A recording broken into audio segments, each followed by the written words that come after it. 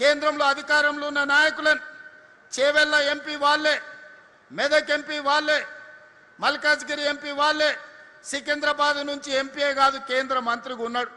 ఈడున్న నలుగురు పార్లమెంట్ సభ్యులు ఈ ప్రాంత ప్రజలు ఓటేసి గెలిపించారు. తెలంగాణ నుంచి 8 మంది ఎంపీలను ఇస్తేనే నరేంద్ర మోడీ గారు ప్రధానమంత్రి అయింది. నేను ఇవాళ అడుగుతున్నా, ప్రజలు మీకు ఓట్లేసి గెలిపించి ఢిల్లీకి పంపిస్తే మోడీని అడిగి మెట్రోని తెచ్చే తెలివితేటలు మీకు లేవా? రీజనల్ రింగ్ రోడ్కు నిధులు అడగాల్సిన అవసరం లేదా? గోదావరి నదీ జలాలు హైదరాబాద్ నగరానికి తాగడానికి నిధులు తీసుకురావాల్సిన అవసరం లేదా? సింగూరు నదీ జలాలను హైదరాబాద్కి తేవాల్సిన అవసరం లేదా? వీటి మీద మీరు మోడీ గారిని అడగరా? మూసీ నది ప్రక్షాళన కోసం కేంద్ర ప్రభుత్వం నుంచి అనుమతులు తీసుకురమ్మంటే అది చేత కాదు. కానీ ఈడుండి పొంకనాలు కొడుతున్నారు. ఆయన పెద్ద మనిషి కిషన్ రెడ్డి వెనకటికి ఎవరో చెప్పిండంట, పొంకనాలు పోసిగానికి 3 ఎడ్లుంటే 36 దొడ్లున్నాయని. అయ్యా కిషన్ రెడ్డి, నువ్వు ఎంత మొనగానువో ఎంత లడాయికోతో తెలంగాణ వాళ్ళందరికీ తెలుసు. నీ తెలివితేటలు ఆపేయి. మోడీ గారిని అడుగు. ప్రాణహిత చేవెళ్ల మీద తుమ్మిడేటి ప్రాజెక్టు మహారాష్ట్ర ముఖ్యమంత్రి మనతో చర్చించడానికి రాకుండా అడ్డుపడుతున్నది మీరు కాదా? ఈరోజు గోదావరి నుంచి ఈ నగరంలో విస్తరిస్తున్న జనాభాకు 20 టీఎంసీల తాగునీళ్లు తేవాలని పనులు ప్రారంభిస్తే ఆ నిధులు రాకుండా అడ్డుకుంటున్నది మీరు కాదా? ఇవాళ సింగూరు జలాలను నగరాన్ని దాహార్తం తీర్చడానికి ప్రయత్నం చేస్తుంటే అడ్డుపుల్ల పెట్టింది మీరు కాదా? ఈరోజు నరేంద్ర మోడీ గారు సబర్మతి రివర్ ఫ్రంట్ కట్టుకుంటే అబ్బా ఆహా ఓహో అని నువ్వు డప్పు కొడతావట్టి ఆయనకు. ఢిల్లీలో యమునా నది కట్టుకుంట్రి, యూపీలో గంగా నది రివర్ ఫ్రంట్ కట్టుకుండ్రి. మరి మనకున్న మూసీని ప్రక్షాళన మనం చేసుకోవద్దా? మన మూసీ బాగుపడొద్దా? మన మూసీ మన ప్రజలకు ఉపయోగపడొద్దా? మన మూసీ సరిహద్దున మన యువకులకు ఉద్యోగ ఉపాధి రావద్దా? ఎందుకు అడ్డుకుంటున్నారు? గుజరాత్కు గులాములుగా మీరు ఎందుకు పనిచేస్తున్నారు? గుజరాత్ అభివృద్ధి చేసుకోవడం నరేంద్ర మోడీ బాధ్యత అయితే తెలంగాణ హైదరాబాద్ నగరాన్ని అభివృద్ధి చేయాల్సిన బాధ్యత కిషన్ రెడ్డికి, ఈటెల రాజేందర్కు, విశ్వేశ్వర రెడ్డికి, రఘునందన్ రావుకి లేదా అని నేను అడుగుతున్నా. ఇక్కడున్న ప్రజలు మీకు ఓటు వేయలేదా? మిమ్మల్ని ఎంపీలను చెయ్యలేదా? మీరు కేంద్రంలో ప్రభుత్వంలో లేరా? ఇవాళ పదే నువ్వేం చేసినావని నన్ను అడుగుతున్నారు. 10 ఏళ్ళు ఉన్నాయన, 10 ఏళ్ల తర్వాత ఫామ్ హౌస్లో వండుకున్నాడు. 12 ఏళ్ళు అయింది నరేంద్ర మోడీ వచ్చి. 2 ఏళ్లలోనే ఏమి చేయలేదని నన్ను అడుగుతున్నారు కదా. అసెంబ్లీకి రాండి. 10 ఏళ్లలో ఆయన ఏం చేసిండో, 12 ఏళ్లలో మోడీ ఏం చేసిండో, 2 ఏళ్లలో నేనేం చేసిండో నేను చర్చ పెడతా. మా పిఎస్సి చైర్మన్ అరకపూడి గాంధీ గారితోనే నేను సమాధానం ఇప్పిస్తా. 2 ఏళ్లలో ఏమేమి పనులు చేసినో, ఏమేమి విధాన నిర్ణయాలు చేసినో, ఏ విధంగా మన రాష్ట్ర అభివృద్ధి కోసం ప్రణాళికలు సిద్ధం చేసినో అసెంబ్లీలో 4 రోజులు దీని మీదనే చర్చ పెడతాం. మీరు రాండి, చర్చ చేద్దాం. ఇలా తప్పించుకోవడం మీ చేతనే అవుతుంది అనుకుంటున్నాం. కానీ ఎలుకకు పొగబెట్టి బయటకు ఎట్లా తేవాళ్ళనో మా కార్యకర్తలు అందరికీ తెలుసు.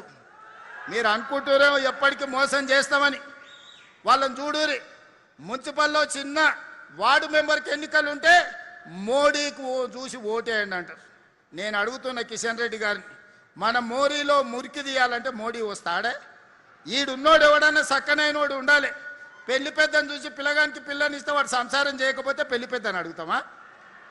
ఇవాళ ఈడ ఓట్లు వేసేటోడు మనకు పని చేసేటోడు అయి ఉండాలి. మనకు అందుబాటులో ఉన్నోడు కావాలి. మన సమస్యలు తెలిసినోడు కావాలి. అందుకే మీరు అరకపూడి గాంధీ గారిని 2014, 2018, 2023 3 సార్లు హ్యాట్రిక్ గెలిపించిందంటే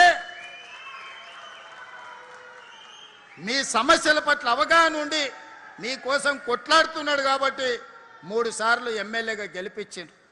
అందుకే ఈనాడు ఎప్పుడు కలిసినా ఈ శేర్లింగంపల్లి నియోజకవర్గంలో రోడ్ల గురించి, తాగునీటి సమస్య గురించి, ట్రాఫిక్ జామ్ల గురించి ఎప్పుడు మాట్లాడుతుంటాడు. బస్సుల గురించి వారు అడిగినారు.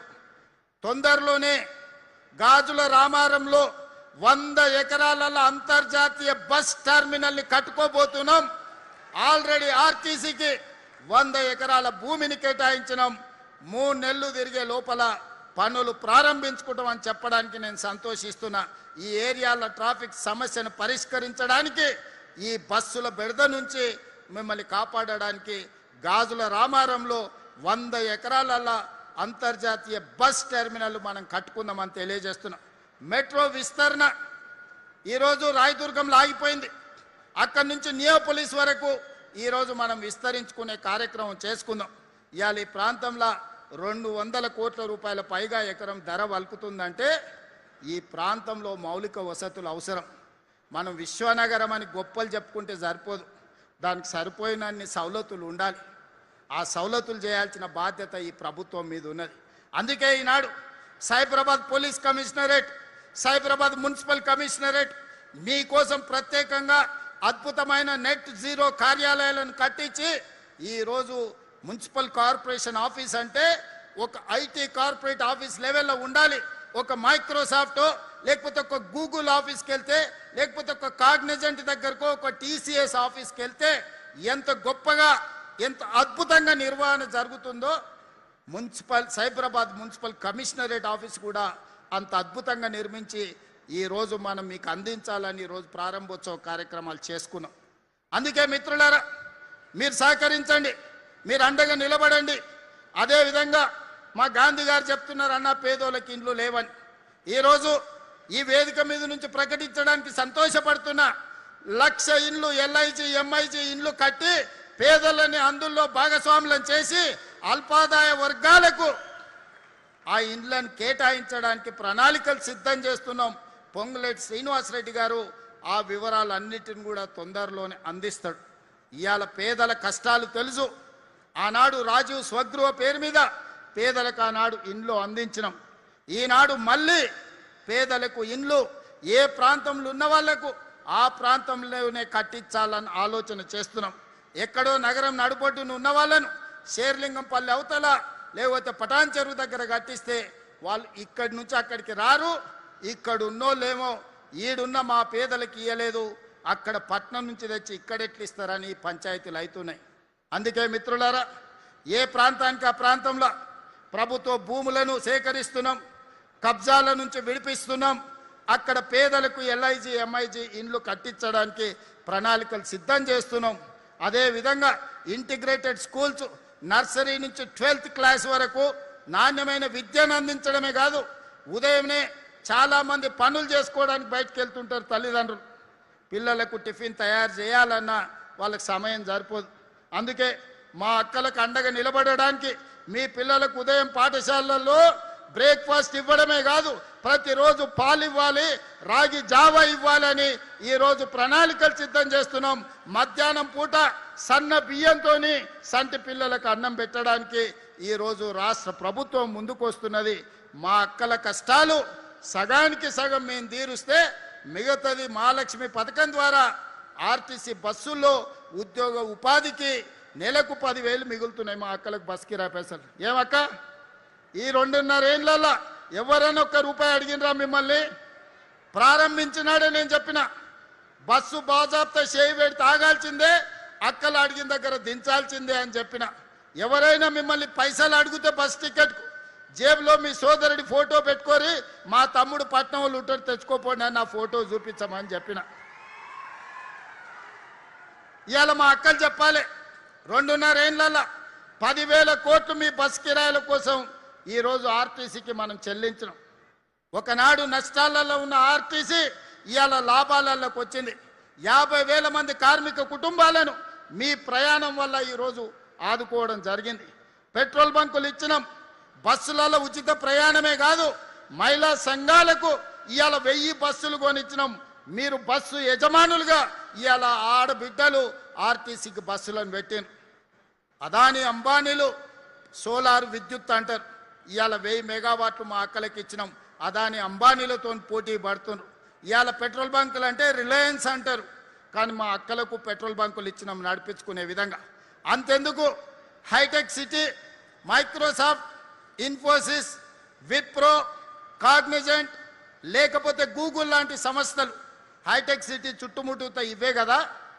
ఇందిరా మహిళా శక్తి స్టాల్స్ 3.5 ఎకరాలలో 150 స్టాల్స్ 1000 కోట్ల భూమి ఆడబిడ్డలకు ఇచ్చి ఐటీ కంపెనీలతో పోటీ పడే విధంగా అమెజాన్ వెబ్సైట్లో మా ఆడబిడ్డలు తయారు చేసే ఉత్పత్తి వస్తువులను ఈరోజు ఆన్లైన్లో అమ్మే ఆత్మగౌరవం మా ఆడబిడ్డలకు వచ్చింది. నేను ఆనాడే చెప్పిన, 1,00,00,000 మంది మహిళల్ని కోటీశ్వరులను చేసే వరకు నిద్రపోయేదే లేదు. ఆడబిడ్డ అంటే కోటీశ్వరాలు కావాలి, కుటుంబ సభ్యులను కాపాడుకోవాలి అని ఈరోజు ప్రణాళికలు సిద్ధం చేసినాం.